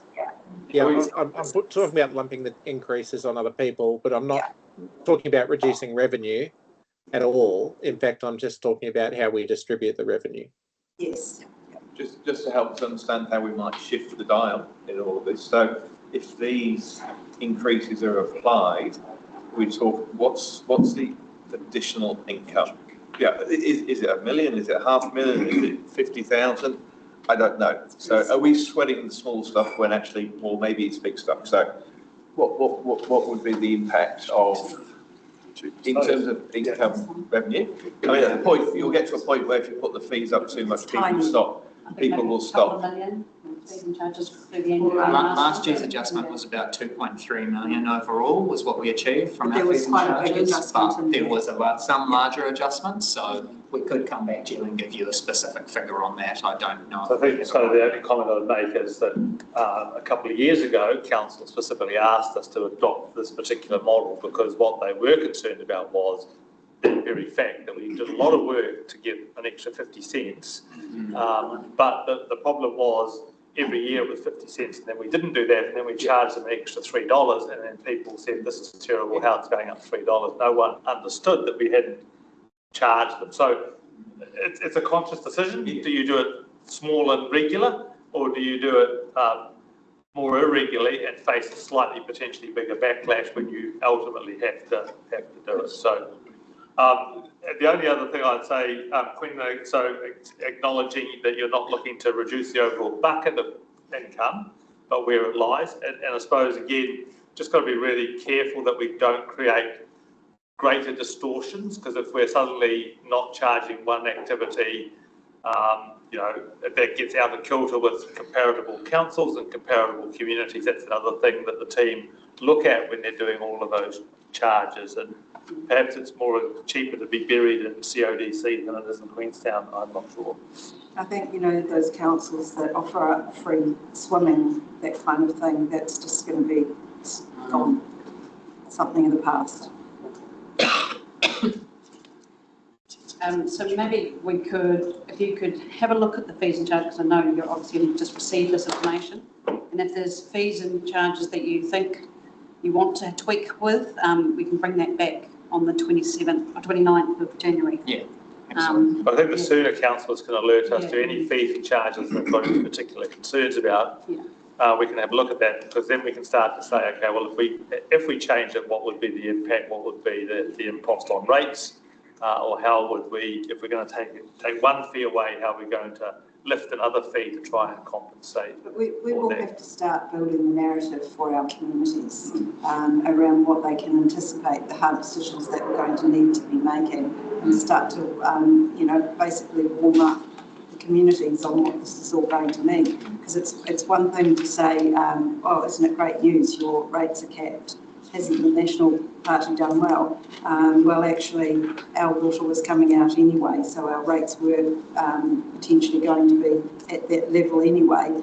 And actually, what does it really mean for all the things that you enjoy and all the things that you want to happen in your communities and all the things that relate to well-being effectively, you know, the arts, sport and recreation, etc., etc. So, you know, I'm sure the community is wondering what it is all going to mean to them, but we need, you know, we're going to need to start that conversation. Hopefully when you see the LTP material, which is just, you know, beginning that pre-consultation, we've put quite a lot of effort into creating a lot of that context. So that'll be a good starting point for you to have a look at. I mean, just coming back to that, you know, what we value, I think there's a line, I think, in the rates somewhere about where we charge our ratepayers to cover the loss at the event centre due to visitors using those facilities, right? So we're accepting that we're subsidising our visitors. So why should we? And you know, is there not a case there for? We had a visitor charge.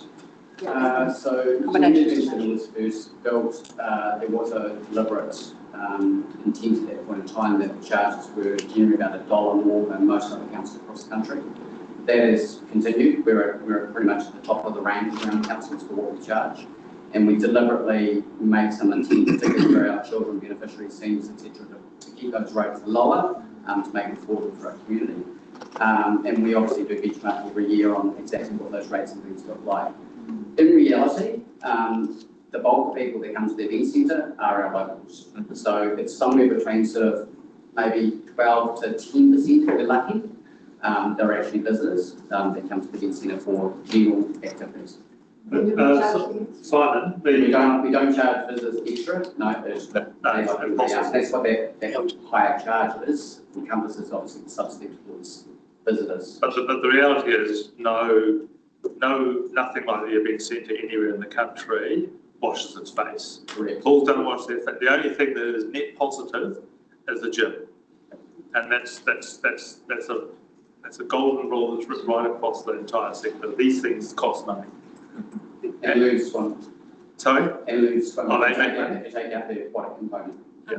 So it's a net cost of providing a community. Have we costed what it would take administratively to run the system like that? Because we could do it. So you mean run the charge more for visitors, have a locals rate. So we do have a subsidy. So accommodation providers, they do pay more rates for aquatic services. So if you look at our rating tables, they are heavily weighted on accommodation. Also, there's an element of transport. So that rate for transport is also heavily weighted on accommodation providers, and that's how we pick up visitors. Sorry, did you say the rec centre is weighted? Yes. For accommodation? Yes. Okay. So through the accommodation rate. Right, yeah. Okay. So the accommodation provider ends up having to on-charge. That's not the same for all community services, though, is it? No, it's only aquatics, transport, venues and facilities. Venues and facilities, yes, and there's some parks. But equally, we don't pick up, once again, we don't have a visitor levy, we don't have Airbnb. I mean, some of them will pay it through a mixed use charge on Airbnb, but Freedom Camping don't pay it. Campgrounds pay it to a limited degree. I mean, I think differential charging is still something we need, we just simply need to explore in this district and, sort of get over the fact that, it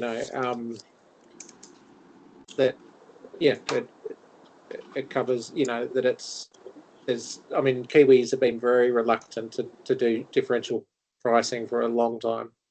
We're finally seeing it in a few places. But we don't collect DCs either for visitor accommodation, do we, for those activities? If there was a growth element. Is there? Or there was.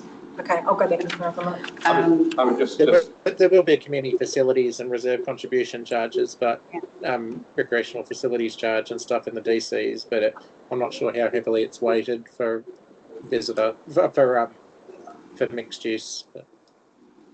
I think we're almost at the point where we all realise every dollar of income we get is going to make a difference. Yeah. Particularly if we're looking at the government's agenda to grow visitors and grow tourism. So, if we were arguing for a contribution from the visitor levy, the IVL or whatever, what evidence do we have to say, well, actually, this is how much our public toilets are costing to, run for visitors, or the loss on our swimming pool, or the maintenance of the skippers, because at some point we should be able to verbalise this and say, this is the money that we're currently spending that actually is basically going to visitors. So and I'm sure we have, but it would be good to bring that back, especially in the conversations we're having in the context of the regional deal, or with any minister that will listen, or coming into an election year, or whatever. Well, this is where we got to when we were about to have the legislation work commence on a visitor levy for Queenstown Lakes District Council. And so before that, there was an enormous piece of work done by us, commissioned by us, Martin Jenkins' piece, and exactly right. So yeah, I guess we can dig all that out, but I suspect but we can't have rate capping and a growth of visitors and not have the money to pay for that. Yeah, so it's pretty straightforward. I was just looking at the last LTP Yeah, it is. and significant items like, although it's sitting there, the indoor courts is significant expenditure currently, indoor.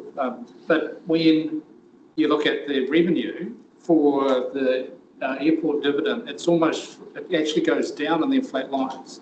And development contributions are almost flatline too, which don't reflect the amount of growth that we expect. So there's something that not aligning with reality, perhaps. I don't know, there might be some accounting reason why it's discounted, but I can't see that. So if we're going to experience that level of growth, those parts of the local economy that are contributing significantly to that, which are developers and the airport, should be significantly increasing the amount that they pay to cover the cost to the rest of the economy, I would have thought. Whereas at the moment, it's not. Yeah, thanks, Mitch. And that was the point I was making before, is that the DC take relative to the rest of our revenue is on the decline over right through the program. So I agree with that point. Yep, I mean, I think the airport dividend is going to fall because of the investment they've got in their master plan, and I think that was always flagged up well in advance. That's a conversation I think I'd like to have. Anyway, yeah, you're right. What's the percentage quantum in terms of fees and charges to our overall revenue?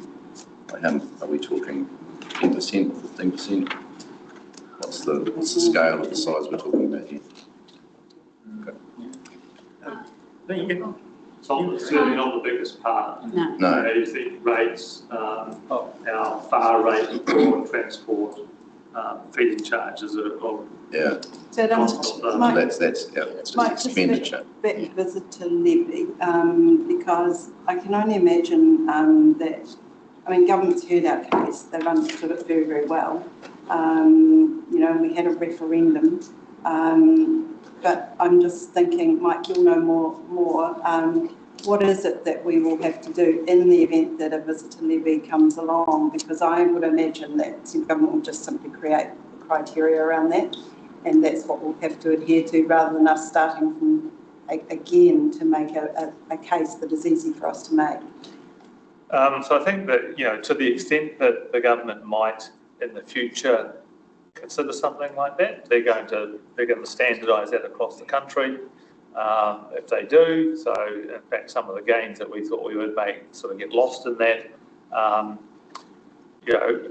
What we know is that different parts of the country we're one of the few areas that want to use something like an accommodation charge to actually fund core infrastructure, simply because of the numerator. So we have 70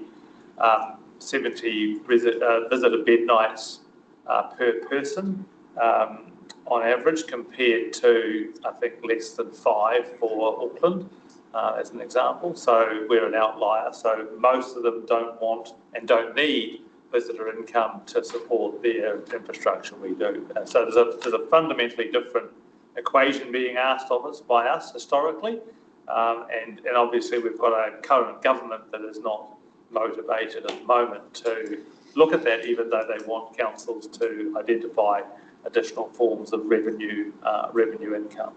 So that's just a significant challenge that we have going forward on that space. But we might need the better levy now just to fund the protection of our landscapes, by the looks of it. Well, you might do, Quentin, and I mean I think that's something that it speaks to the challenges that we have, that the very things that we're wanting that actually make us an attractive place to deliver, significantly on the government's agenda for tourism and for national GDP. Basically they're now going to charge us or make it more expensive for us to be able to deliver that outcome for the wider community. I think someone in a conversation earlier today said, well, it speaks directly to the whole GST, return of GST to communities, and we know governments don't want to go there. So yeah, it's just going to get much more difficult. I mean, I think, if we come back to fees and charges, look, and there's a second page there that we haven't quite got to yet, where we've got some specific ones where we can identify some obvious opportunities to increase. I mean, again, we are, to your point, John, we're sometimes talking about a fairly de minimis outcome, 3D printing for the libraries. That's, you know, that's an issue. How do we, you know, do we increase the charge? I think we discussed 3D printing last time at the AP, in fact, whether we provided for 3D printing in our libraries, but again, that's seen as part of that wider resourcing of our community. Other fees, alcohol licensing, you know, some new fees in the parking and freedom camping area, monitoring and enforcement fees. So really trying to identify fees where we're able to target beneficiaries who aren't the public in general, and that's something that we sort of continue to try and do. So, but there's a lot of work that goes into those fees and charges. Arguably, sometimes it's not a lot of gain, but actually the key thing is actually to get those fees and charges onto a stable and reasonable platform, and then just march them along year to year. That's the strong basis. Based on the last week, I feel like we should be making a killing on freedom camping fines. We're really looking for that granular level of detail of income. But I mean, I guess like the other thing to talk about is like a lot of this stuff, you know, it's two ways to look at a pie. You can save more or earn more. And obviously earning more, looking at what we're currently doing. But the thing I've come to the conclusion of is there anything that's really making us money as an airport? Like, do we ever have a conversation around for-profit businesses that benefit ratepayers through other like means? That makes sense. How do we make more money? Are we focusing on developing intellectual property that we could then sell and license, or looking at how to leverage tourism or growth or new finance tools?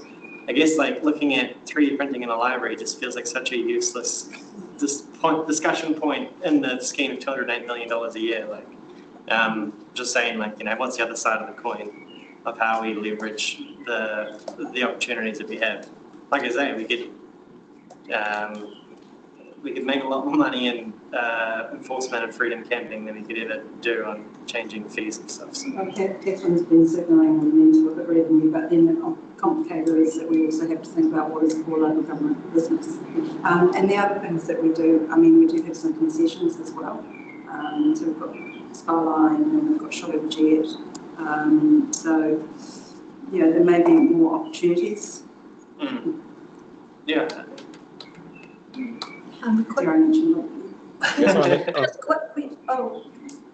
Quick question on CPI increases. Have you done a run through of how we're meeting the other part of our policy, which is public versus private? And could you just chuck that into the table for us so we can see?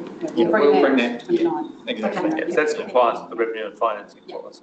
Yeah, exactly. It was pretty close last time, so. We got very, yeah, we've tidied it up a lot over the last probably 3 or 4 years, haven't we? So. Okay. Yeah. Thank you. Quentin? Yeah, just a question for Simon. So, and I'm not trying to pick on the climbing club at all, but it just seemed as a bit of a standout in that they get discounts for being members of the Queenstown Climbing Club, where swimmers don't get a discount for being members of the Queenstown Swimming Club. So is there a value proposition there I'm missing? Do they do route setting or instruction or something in return for a discount? Is there something I'm missing there? That's correct. Yeah, they do. So exactly what you just said. What exactly is that? So in essence, the Queenstown Climbing Club, we provide instructions to help the system. We also provide instructions for casual members coming in from a health and safety perspective around that, which is why obviously we're looking at increasing the casual climbing gear higher price, to try and offset the cost of those. I think that you'll find that aquatics is slightly different to a dry site. Aquatics obviously is a heavier subsidy because it costs more, essentially compared to a dry site. Climbing boards is the same in essence. Okay. Sorry, to answer that question, Peter? Yeah, thanks. I just wanted to understand that if there is an arrangement there that provides value, then that's fine. I just didn't want it to be a standout for no reason. So, yeah. No. But just raise one point to not more about bit licensing, but just think about another. advertising in the media conversation that will probably come along here. The liquor licensing renewal is now proposing that the applicants pay council to place adverts in print media, whereas previously the applicant pays to advertise in print media. I'm just wondering why that change is. Just you can understand the context of that question. That it's council choosing where to spend advertising money, in which print media, as part of the liquor license, whereas currently the applicants pay directly for their advertising. I understand. My understanding it's cost recovery. So it's costing us money to put the notifications together, and so is that fair? Yeah. So that ratepayers are paying for that versus the licence. So it's I guess it's where the advertising goes. I guess it's the conversation that. I don't know the detail of that. But there will be rules about where advertising should take place. It's easy. Perhaps we're more likely to advertise in something that's going to be locally seen rather than someone advertising a liquor licensing in the Balclutha Times or something. There was a point where, Rebecca might remember this, but there was a point where we didn't have to advertise in print media, and then that changed. We did have to advertise in print media, and there were rules around, with some of our mandatory advertising, there were rules around readership within your population. So that included some smaller publications and so on. So there is some science behind that spend. Yeah.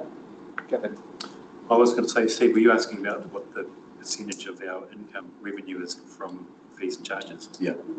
So I think, did it say in one of the long-term pay documents about 15.5%? Yeah, I think that's right. But Okay.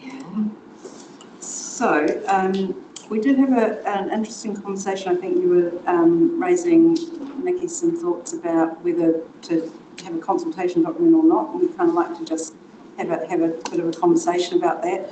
So what we did was just so to give you some context on what we can do, fees and charges, obviously we're going to land on some of those, and any changes we will need to actually consult on. What we do with an annual plan consultation document, or what we could do with it, I've listed out 7 potentialities there. That we could use it for more of a kind of an education informing exercise, which is generally what we do within AP. And we quite like, certainly the team is favourable of keeping that cycle going, so that people know to expect to see a consultation document, kind of a summary of where council's at in terms of the delivery of some of its bigger projects, etc. Some genuine questions on an annual basis. And we kind of did have a slightly different process last time, but we're not married to this. We are recommending to do it, but we're really open to your thoughts. This is in front of you, what we think we can do with it, but we're really happy to have that conversation. I think it's quite important that we do it this year, given we didn't do it last year. Do you know what I mean? And I think wrapping in that pre-consultation for the LTP is really good too, because that also kind of sets the expectations about what can be done at this stage and what's coming. So I would be really supportive of doing one, and knowing that maybe we can't make so many changes this year, but I think that comment about the staff of people knowing what was coming and when they can have input is really important. And given that we missed it last year, even more so this year. Forget that there's the opportunity. I think we were saying last year that it was unusual not to do it for QLDC, but we had good reasons not to. I'm not saying that I agree with what we did last year was right, but I'm saying it kind of makes it even more important to do it this year. Yeah. I guess I'm just a bit concerned about the level of regulatory change that's coming at you guys. This is another thing to be done. It's bread and butter though for us. I mean, we would, this is just part of our work program. Okay. And thank you for that. And in some ways, it may actually be a really good forum to talk about that reform, Right. and help to start to share that narrative. Start the process. It's good timing for that.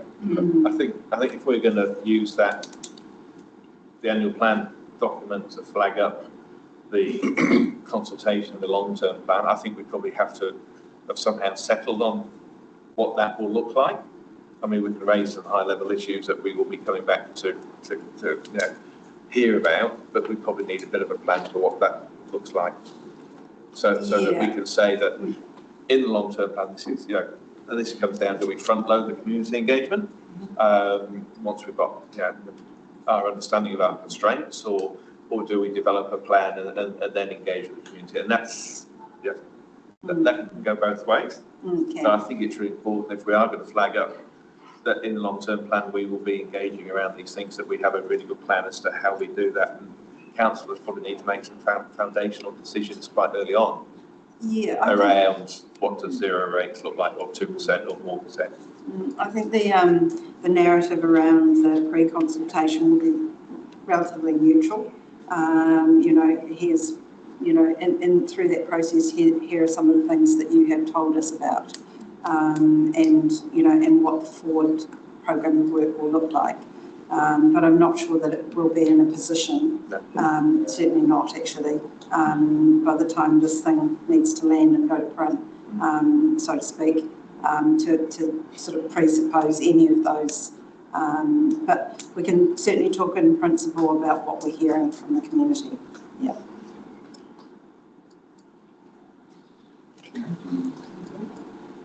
Depends what we hear. No one might want to talk to us. I doubt it. They always want to talk to us. So Catherine, you want to touch on what was last? Yeah. Oh, the other thing I was going to say on that, sorry to interrupt, Mike, just making sure that the grants process, and I still don't think groups have understood separations of grant processes and various things very well. Good call, keep reminding. So how can we make the process really clear about where they, want to... You're right, we need to carry, it's a really good point, because I think we need to carry through that signposting, and that needs to be very clear in that annual plan CD. Yeah. Thanks. Noted.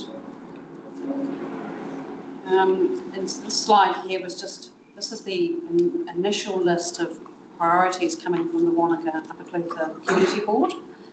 We've got the same induction tomorrow, and they've got a board meeting on the 16th, where they're proposing to adopt a report which is recommending, I guess, these priorities to be considered as part of your annual plan, part of your long-term plan. And so looking through the list, obviously we're going to flesh it out a wee bit more in the next week, but it's really just highlighting to you where they would like some investment. A lot of these projects are already in our LTP. It's just bringing them forward. We need to potentially consider.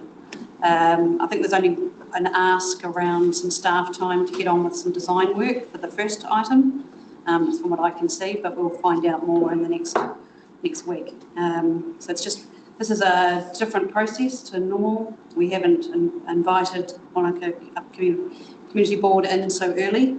I just think it's really important to find out from them what their priorities are to inform your annual plan. Tomorrow is an induction, it's not the same as today, which is a workshop, but this is really helpful. It's something we just need to continue to explore, and some of them are obviously signposting some far bigger investment pieces that are going to be really challenging, but they're aspirational. Good to start that conversation again. Yeah, I mean, Wanaka Performing Arts Centre, I think there's a whole lot of work around feasibility of the model after the fact, and the ongoing operational stuff, and it's a whole lot of detail that I guess the community board would like the opportunity to have that in the to have that and to consider whether that goes into the long-term plan, but to not be stymied because we haven't done the background work. Exactly.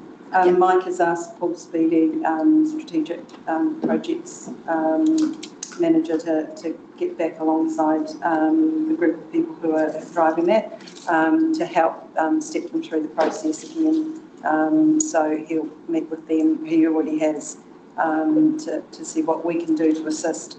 That doesn't mean that, you know, we're presupposing any kind of decision, but it's saying, let's give this the best shot for you to get something into council to understand the implications and the costs and the potential of external funding for this. Okay. And that only leaves us with, promising to see you again toward the end of January after you've hopefully had somewhat of a summer break. So without going back through all of the levers that we kind of stepped you through, we'll suppose that you're happy for us to have a look at those and bring back some options. Was there any alternate view on that? This isn't a decision today, it's just giving us guidance. Yes, there's a number of things in there I think would be worth understanding, mixes, combinations and things. I'd also personally like to have a look at fleet and understand whether we're maximising the use of our vehicles or whether there are people sitting in the car park all day long and whether people are using it to drive to work or not and charging them here, or just rationalising that, because it's quite a big cost. Sorry? Fleet. Did we look at fleet? The fleet basically operates, I mean, obviously the fleet's a lease-based operation and it's based on demand, and we have utilisation rates for all the fleet, which is probably the most indicative thing about how their activities. Well, it's just what they're using them for. Do you understand like what the vehicle has been used for and what the trips and? We know every trip they do, so I mean. So there is a piece of work that's done on that we can have some oversight of? I suppose I'm not sure what you're asking for. Is that because they're only used for business purposes? Yeah, there's just an awful lot of vehicles at times sitting, doing nothing in the middle of the day, and I would have thought they would charge at night and be in use if they were needed. That's all. Yeah, and so, you know, like not every vehicle's out at every minute of the day. No, but I'm talking lots, like most of the car parks. You need to put in quite a lot, mate, to get one. Yeah, there is actually quite a bit of, I'm not sure there is a lot sitting around, and don't forget some of those vehicles, some of the vehicles are specific vehicles, they're tied to, say, building inspectors where they're part of their kit. So if they're in the office, those vehicles in the office are not available to other people because they've got their specific kit. So, I mean, it's just whether we have, I guess I'm asking at a high level, what sort of oversight we have over the use and rationalising the numbers. Yeah, so we manage all of that through the property team.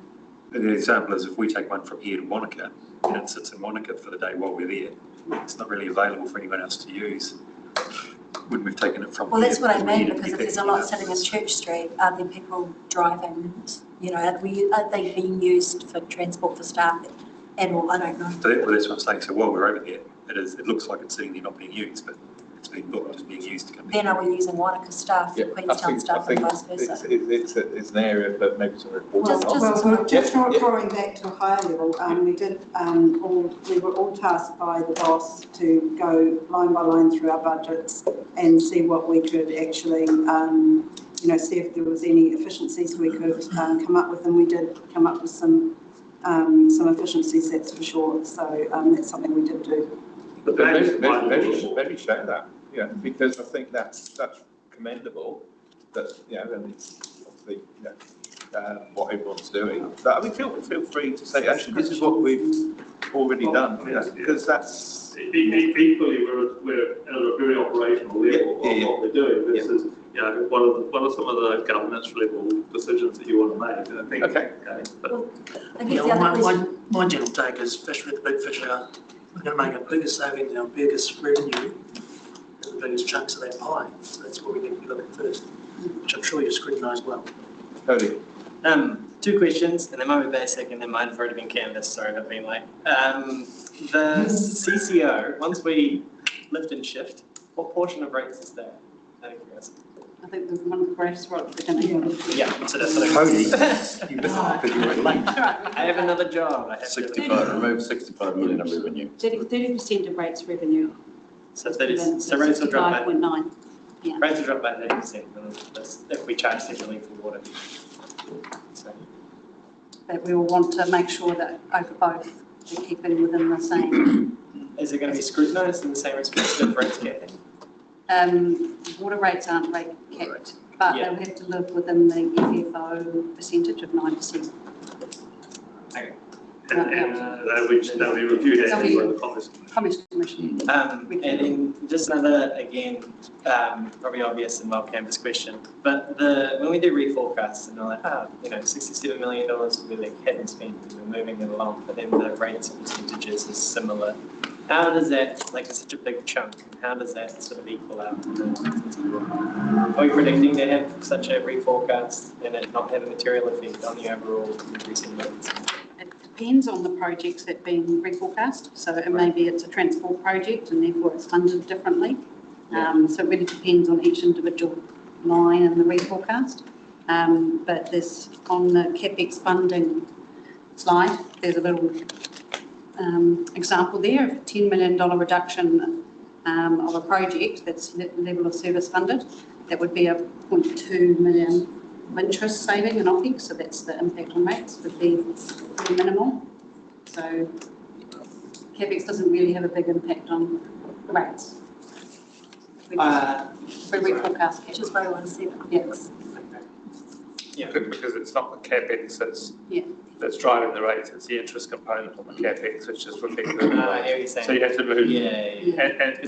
And remember, if you look at the rates the CapEx reforecasting, it's not actually significantly sometimes taking money away, it's actually reallocating money across the system. And then you're bringing in, as we said before you got here, bringing in projects that have come forward, have been carried forward from last year, and some are being pushed out. So there's a lot of swings and roundabouts in that whole process. And I think, as we talked about, because I think Nikki asked the question, there's a big reconciliation at the end of the year inside the system that makes sure that all those costs are fairly allocated to basically where that money's being charged to and from. Well, good job for the start, because that's exactly what I felt like was missing. So, you're welcome to sit alongside an accountant and we can go steer crazy. Also, I just wanted to add around, I get where Matt's coming from in Cody with, where can you make huge amounts of savings, and that's great if we can find that big fish, but if we can't find the big fish, then we still need to be looking at the small fish. So is there any of those opportunities that you don't want us to look at, like save us time? We want us to look at them. It's cost of doing business, just to, yes, it's in the weeds, Megan, I'm sorry, but I did work in a local authority in the UK that had 10,000 staff. The core of the council had one vehicle, the chief executive had it, and it was a Nissan Micro. Everyone else who needed a car, including me, for my job, got paid a mileage allowance for it. They gave us a very low interest loan to buy it, keep our cars new. But that's it's not that I wouldn't want us to go there. That's called grey fleet, and that's a health and safety. Yeah, it's just diabolical. So, I wouldn't want it. And it may cost you more doing it that way too. It did cost us a lot more, because And I think if we, public transport was more enabling, but I know a lot of stuff we encourage public transport use. But I think a lot of those savings were very operational in nature. But I know the budget's been gone through, haven't they, Tony? Yes.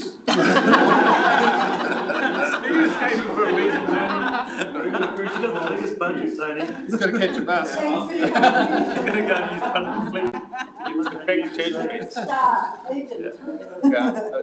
I sense we're losing people's attention span. So thanks for the Q&A. Oh, it's helpful. And we finished recording? Oh, we are now? Okay. We're just about to